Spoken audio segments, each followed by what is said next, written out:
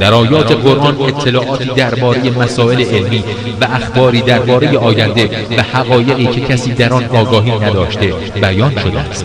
شناخته شدن چنین اطلاعاتی واسط دانش و تکنولوژی آن دوره امکان پذیر نبوده است. بدیهی است که این امر مدرک روشنی است بر اینکه قرآن کلام انسان نیست. قرآن کلام خداوند قادر است که آفریننده همه چیز و همه کس است و علم او تمام آفرینش را در بر می‌گیرد.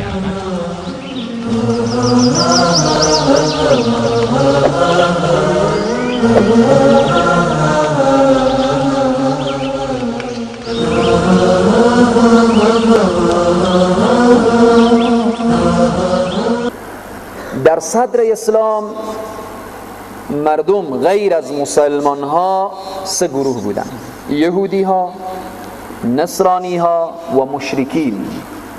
این سه گروه فکرهای عجیب و غریبی داشتن. یهودی ها وقتی که زن به عادت ماهانه یا ماهوار قرار می گرفت، یهودی ها با دید یک حیوان به او نگاه میکردن که زن مریض شده. به اصطلاح امروزی اگرچه مریضی نیست، بیشتر اشاره کردم، این زن در عادت ماهوار قرار گرفته، حالا این از دایره انسانیت بیرون شده، آماده به دایره حیوانیت. این فکر یهودی ها بود. تا حتی در روایات میاره میگه که تمام ظرف و کاسه ای زن جدا میکردن، زن را از خانه بیرون میکردن. بعضی که خیلی تندرو بودن یک قفسی می ساختن، زن داخل قفس بود، از بیرون برایش نان می انداختن که این هیچ چیزی لمس و بالاخره دست نزنه، که اگه به هر چیزی دست زد، به ظرف، به کاسه، به دیگ، به غذا، همه نجس میشه. این فکر یهودیت بود، یهودی ها. اما مسیحی ها برعکس، نصرانی ها برعکس. بر این نصرانی ها عادت ماهوار و غیر ماهوار نداشت، جریان همبستری بالاخره همیشه ادامه داشت. مشرکین هم تقلید از کی میکردن؟ تقلید از یهودی ها میکردن. زنی که در عادت ماهوار قرار میگرفت به همان طریق تندرو بودن و از او بالاخره بد میبردن. اینجا مسلمان ها آمدن به محضر پیامبر اکرم صلی الله علیه و سلم: یا رسول الله، یهودی ها چنینن، نصرانی ها چنینن، مشرکین چنینن، ولی مسلمان ها کدام راه را در پیش داشته باشند؟ مسلمان ها چی رویه‌ای داشته باشند؟ الله سبحانه تعالی این آیه اشاره میکنه به این موضوع. قبل از این که این آیه ترجمه بشه، موضوعات دیگر هم ارتباط به این بحث اشاره میکنیم، بعداً ترجمه میکنیم. خلاصه این که آیه مبارکه نازل میشه که یسألونک عن المحیط قل هو اذن. یک اذیتیه یا یک نجاستیه، اما این عیب برای زن نیست. عادت ماهوار برای زن عیبی نیه، برای زن بد نیه. این که میگن مریضی نیه. این نشانه صحتمندی زن رو نشان میده. این خلاصه همین. حالا زنی که در حالت حیض و نفاس قرار داره، چی چیز برای از این حرامه، جواز نداره؟ به طور خلاصه و فشرده: اول جماع، دوم نماز، سوم روزه گرفتن، چهارم طواف کردن، پنجم تلاوت قرآن عظیم الشان، ششم داخل شدن به مسجد، هفتم اعتکاف و غیره و غیره. مثلا خودداری از دست زدن به قرآن عظیم الشان در حالت زنی که در حالت حیض و نفاسه. اما به بین جامعه ما چنان معرفی شده که اگر زن در حالت عادت ماهوار بود، دیگه نعوذ بالله از خدا دیگه بیگانه میشه. نعوذ بالله مثل که ارتباطی با خدا قطع شده باشه، قطع شده. نخیر، چنین نیست. زنی که در عادت ماهوار قرار داره، اگر تلاوت قرآن نمیتنه، اگر دست به قرآن زده نمیتنه، به مسجد داخل شده نمیتنه، نماز و روزه گرفته نمیتنه، اما متوجه باشه او از ذکر و تسبیح گفتن شریعت منع نکرده. زنی که در عادت ماهواره هر روز میتونه 1000 مرتبه لا اله الا الله بگه، در یک گوشه بنشینه هر روز 1000 مرتبه سبحان الله الحمدلله الله اکبر بگه. زنی که در عادت ماهواره میتونه درود شریف بخونه، از درود خوندن منع نشده، دعاهای مأثوره رو بخونه، دعاهایی که پیامبر صلی الله علیه و سلم به ما گفتن چقدر فضیلت داره، سبحان الله و بحمد سبحان الله العظیم، ایر بخونه. پس به جامعه ما چنان معرفی شده که زن مسکین بیچاره و احکام دین رو به اون نرساندیم. ما مسئولیت داریم، شما برادرانی که به نماز جمعه میاییم مسئولیت داریم. وقتی این آواز رو به گوش او زن برسانیم، او احساس میکنه که من ارتباط ما با الله قطع نشده، با الله میتونه ارتباط برقرار کنه از طریق ذکر، تسبیح، تهلیل، سبحان الله گفتن، الحمدلله و لا اله الا الله و اینها. اما کسانی که هنوز ریشه های جاهلیت مشرکین بعض انسان ها در وجود دارن، آنها کینن؟ کسانی امروز به جامعه ای احساس میکنن که عرق زنی که در حالت عادت ماهواره نجسه. این فکر جاهلانه، این فکر همان ریشه های دوران جاهلیته.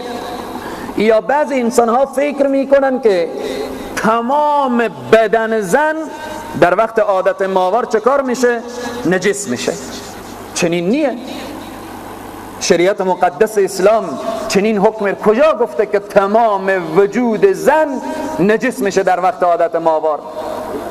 سوم، بعضی انسان ها فکر میکنن که اگر آب و یا غذای از پیش زن به اصطلاح پس مانده بمانه، اینها خوردن از اینها جواز نداره و بالاخره مشکل داره. نه خیر،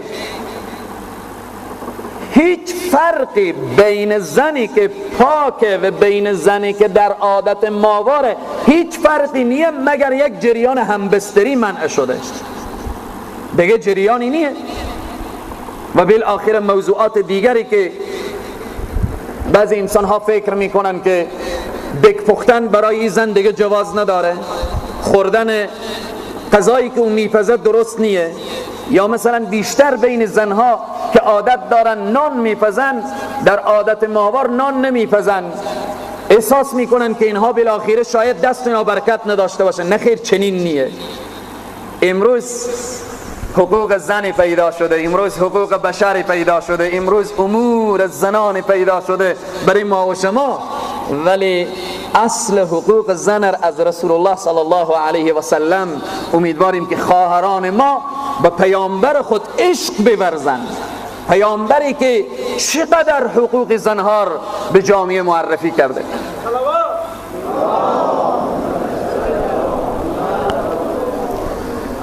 حضرت ام المؤمنین عایشه صدیقه رضی الله تعالی عنها میفرمایند که ما در عادت ماهوار بودیم. رسول الله صلی الله علیه و سلم وقتی که غذا میخوردن، غذا را میجویدن به دهن مبارک خود، به دهن من میکردن و غذا را از دهن من میگرفتن به دهن خود میکردن.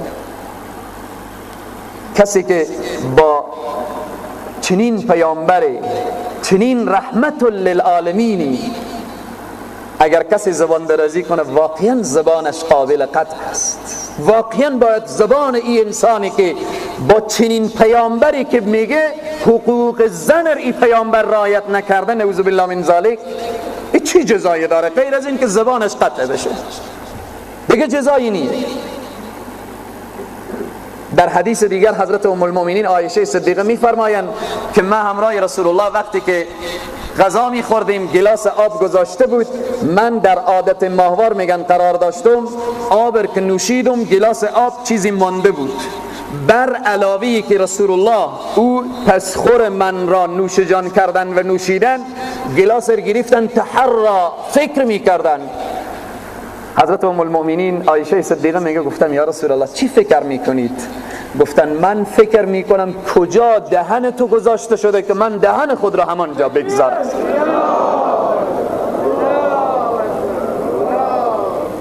این رویه رحمت للعالمین با ازواج مطهرات بود. پس به اینه که باید متوجه باشن مردها که زن در عادت ماهانه نجس نمیشه، بدنش نجس نمیشه و بالاخره غذایی که میپزه مشکل نداره و هیچ مشکلی نیه، فقط یگانه مشکلی که بین زن و شوهر پیش میآید جریان همبستری منع میشه. و یسألونک عن المحیض، باز هم قبل از این که این ترجمه کنیم، حکم نزدیک شدن مردهایی که در عادت ماهوار با همسر چی حکمی داره؟ از لحاظ شرعی باید بدن. آیه قرآن اشاره میکنه کسانی که در عادت ماهانه به زن نزدیک میشن چی حکمیه؟ رسول الله صلی الله علیه وسلم گفتن این انسان ملعون هست، این انسان ملعون، لعنت شده. و نزدیک شدن با همسر در وقت عادت ماهوار چیه؟ از جمله گناهان کبیره هست، از جمله گناهان کبیره هست که در این آیه مبارکه اشاره میشه که باید جداً خودداری بشه. نکته دیگری که در اینجا اشاره میشه که پرزه های زیاد متاسفانه که روان میشه و بالاخره این جریان عمل زشت لواط که او انسان ها این عمل زشت را انجام میدن، چی با همسر باشه و چی با هم جنس بازی باشه و بالاخره چی حکم داره. کسی که عمل لواط را انجام میده، رسول معظم اسلام صلی الله علیه وسلم میفرمایند من اتا امرأته فی دبرها لم ینظر الله تعالی الیه یوم القیامه او کما قال. کسی که این عمل زشت با همسر خود انجام بده که از راه مشروع پیش نیایه، در روز قیامت الله سبحانه تعالی با اون نظر نمیکنه. الله سبحانه تعالی قطعا نگاه رحمت به طرفش نداره، نگاه میکنه الله، نظر میکنه ولی نظر غضبناک داره. در حدیث دیگر رسول الله میفرمایند ملعون من اتا امرأة فی دبرها او کما قال. ملعون هست و لعنت شده هست انسانی که از راه مشروع به همسر نزدیک نمیشه و از غیر مشروع نزدیک میشه. این ملعونه، لعنت شده و از جمله گناهان کبیره. اما یک نکته، این گناهی کبیره هست. بعضی انسان ها میگن اگر کسی چنین فعل انجام داد یا در عادت ماهوار نزدیک شد یا بالاخره از راه غیر مشروع، این انسان کافر میشه و زنش طلاق. کافر نمیشه، زنش طلاق نمیشه. اما بعضی از بزرگان فرمودن اگر این عمل خور حلال بدانه، چون یک کار حرام حلال گفته، کافر میشه. وقتی کافر شد زنش طلاق میشه. که این قضیه خیلی مهمه. این آیه مبارکه به همین موضوع اشاره میکنه. و یسألونک عن المحیض، سوال میکنن ای پیامبر از تو درباره محیض. محیض و حیض یکیه. قل بگو هو اذن، یک اذیت هست، یک نجاست هست. فاعتزلوا النساء، پس کنارگیری کنید. از چی؟ از جماع کردن از زنها. فی المحیض، در وقت حیض. ارتباط به فاعتزلوا النساء مفسرین موضوعات رو بیان میکنن. دور شدن از زن در وقت عادت ماهوار سه حالت داره. سه حالته. اول از خوابگاه انسان دور بشه. این فقها و مفسرین بهترتر بیان کردن. در یک خانه استراحت بکنن اما جا جدا باشه، این بهترتره. دوم فاعتزلوا النساء بیان کردن که اگر در یک بستر میخوابن زن و شوهر، که زن در حالت عادت ماهانه قرار داره، برهنه نباشن که مبادا بالاخره به این گناه عظیم و بزرگ انسان دوچار بشه. سوم اگر در یک بستر هم انسان خوابید، بعضی از فقها میفرمایند و در حالت برهنگی هم اگر بود، متوجه باشن که جماع صورت نگیره. فقط جماع صورت نگیره دیگه مشکلی نیست. این سه قول مفسرین ارتباط به فاعتزلوا النساء فی المحیض بیان کردن که در وقت عادت ماهانه زنها کنارگیری کنید. ولا تقربوهن، نزدیک نشوید به ایشان، حتی یطهرن، تا اینکه پاک شوند.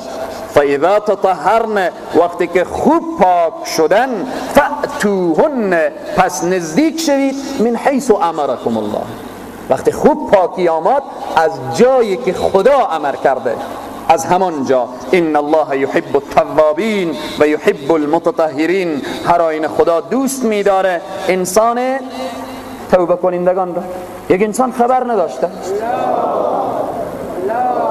یک انسان خبر نداشته، نمیدانسته، در عادت ماهوار با همسر خود نزدیک شده، خبر نداشته، یا گناهی از راه غیر مشروع نمیدانسته، نزدیک شده، عمل لواطر انجام داده، نمیدانسته. الله با آخر اشاره میکنه ای انسان نمیدانستی، خبر نداشتی، حالی که خبر شدی، ان الله یحب التوابین، خدا دوست داره توبه کنندگان، توبه کن.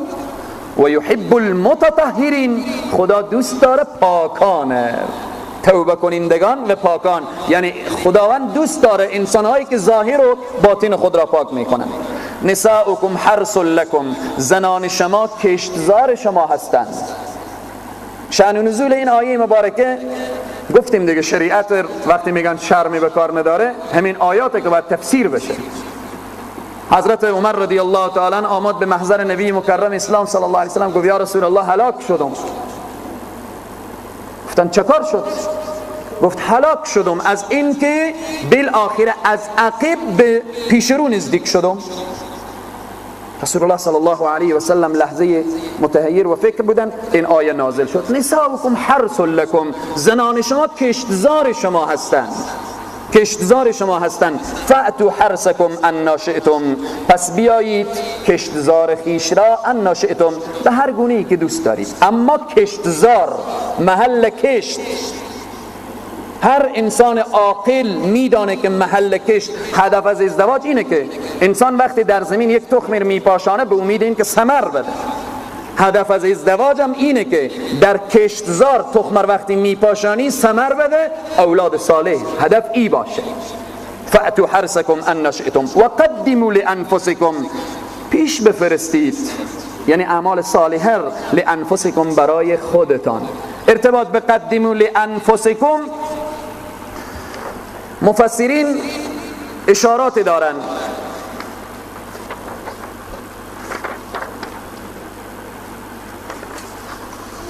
بعضی از مفسرین میفرمایند که در وقت نزدیک شدن، هدف از نزدیک شدن با همسر تنها لذت بردن نیه، به طلب اولاد صالح باشید. قدموا لانفسکم یعنی متوجه به این فکر اولاد صالح باشید که خدا برای شما اولاد صالح بده. بعضی دیگه از مفسرین میفرمایند که منظور از قدموا لانفسکم اینه که در وقت دعا، در وقت جماع دعای مخصوص رو بخوانید. دعای مخصوصی داره.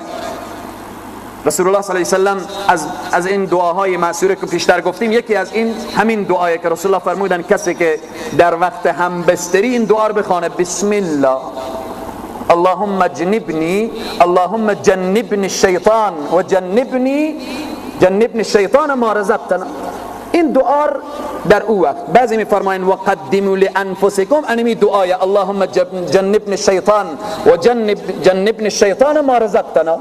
معنای رو خلاصه بگه، خدایا پروردگارا اولادی که تو در آینده برای من میدی او از وساوس شیطان و خطرات شیطان جنی و انسی حفظ بکن.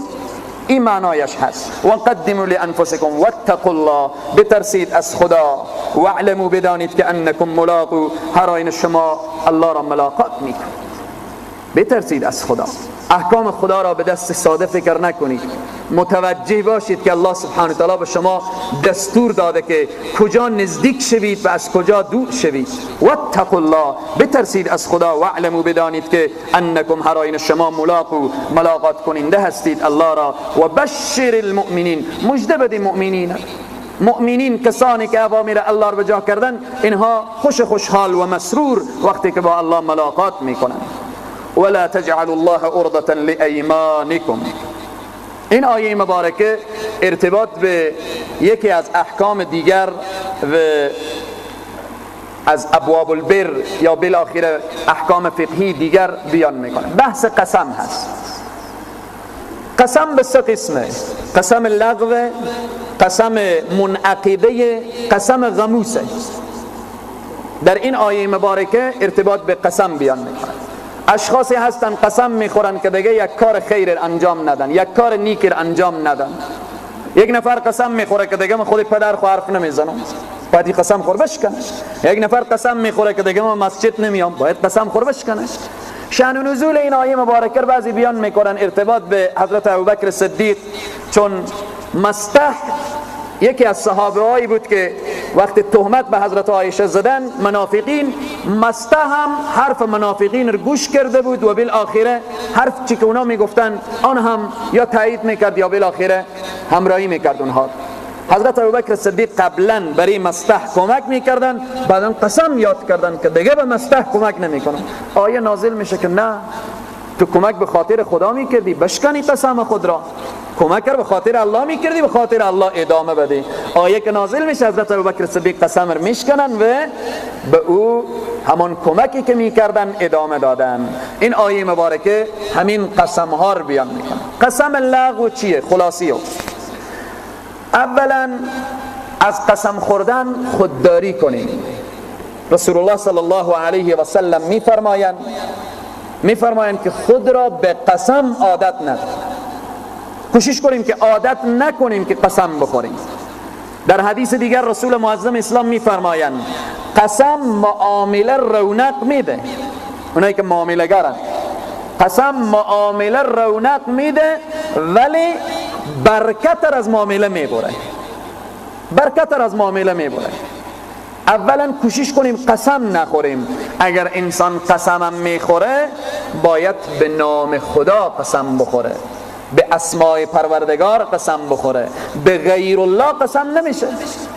بعضی انسان ها میگه به سر فلانی دارم. چی به سر فلانی داری؟ یعنی چی؟ بعضی انسان ها قسم میخوره که بالاخره به خواجه انصار قسم میخوره، تا حتی به قرآن قسم نیست اما به صاحب قرآن قسم هست. قسم اولی نخوریم. اگر کسی مجبور میشه به قسم خوردن، قسم باید به نام خدا باشه، به غیر الله قسم نیه. رسول الله میفرمایند من حلف به غیر الله فقط اشرک. کسی که به غیر خدا قسم بخوره این به تحقیق که به شرک داخل شده. به غیر خدا بر علاوه که قسم صحت نداره، قسم غیر اللهی انسان رو وارد مرحله شرک میکنه. پس قسم به صيغه اسم لغو. قسم لغو همینه که انسان اراده قسم رو نداره.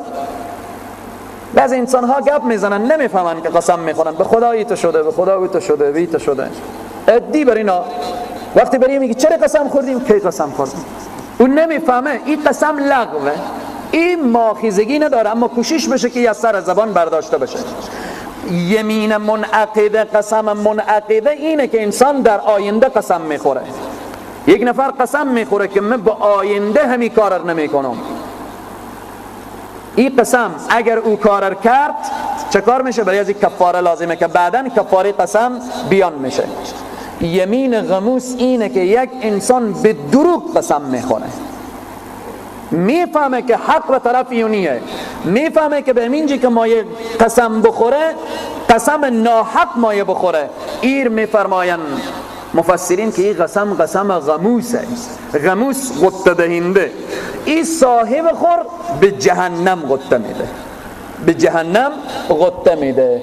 راهی از این توبه، کفاره نداره، باید توبه کنه. از اعماق دل باید به پیشگاه ذات اقدس الهی توبه کنه. همین آیه اشاره میکنه لا تجعلوا الله عرضة لایمانکم، مگردانید خدا را هدف به چی؟ به سوگندهای خیش. ان تبروا و تتقوا و تصلحوا بین الناس. این که شما نیکوکاری کنید. شما قسم میخورید که خود از نیکوکاری باز بدارید، از تقوا و بالاخره اصلاح بین جامعه. قسم میخوره یک نفر که من دیگه کار خیر نمیکنم، قسم خور بشکنه. چرا یک نفر قسم میخوره که من دیگه مسجد نمیام؟ چرا مسجد نمیام؟ قسم خوردم. خب به نام خدا قسم خوردی، خدا مانع آمدن تو میشه؟ خدا میگه تو بیا مسجد کار خیر انجام بدی، نیکی و پدر و مادر، بالاخره صلی رحم. یک نفر بگه من قسم خوردم که این کارا نمیکنم، الله میگه نه. عرضه همینه که خدا رو مورد هدف قسمهای خود قرار ندیم. ان تبروا و تتقوا و تصلحوا بین الناس. اگر چنین کردیم والله سمیع علیم، خدا نیک شنوا و دانایه. اگر چنین قسمایی خوردیم قسم خور بشکنیم و بالآخره کفاره بدیم. لا یؤاخذکم الله باللغو فی ایمانکم، الله مؤاخذه نمیکنه شما در قسمهای لغو شما، قسمهایی که شما اراده قسم ندارید ولی قسم میخورید. ولكن یؤاخذکم، ولیکن الله شما را مؤاخذه میکنه بما کسبت، به اون چیزی که شما قصد کردید یا قصد کرده قلوبکم، قلبهای شما، به او قسمی که شما از قلب اراده کردید الله سبحانه و تعالی شما رو به او مؤاخذه میکنه. ولی اگر قسم خور شکستید توبه کردید، اگر قسم غموس خوردید توبه کردید، والله غفور حلیم، خدای تبارک و تعالی آمرزنده و مهربان هست. موضوع دیگری که این آیه بعدی اشاره میکنه ارتباط به نوع دیگر قسم که جریان ایلا هست.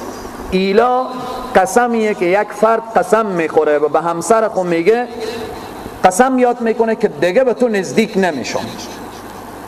این چی حکمی داره؟ آیات بعدی بیان میکنه. سبحان ربک رب العزة عما یصفون و سلام علی المرسلین والحمد لله رب العالمین. پروردگارا به همه ما توفیق بده که احکام دین و اسلام و قرآن را درست و صحیح بفهمیم و بدانیم و به او عمل کنیم. بار الها پروردگارا این جمع حاضر را مورد رحمت و مغفرت خود قرار بده. یا حی یا قیوم یا ذا الجلال والاکرام برحمتک یا ارحم الراحمین.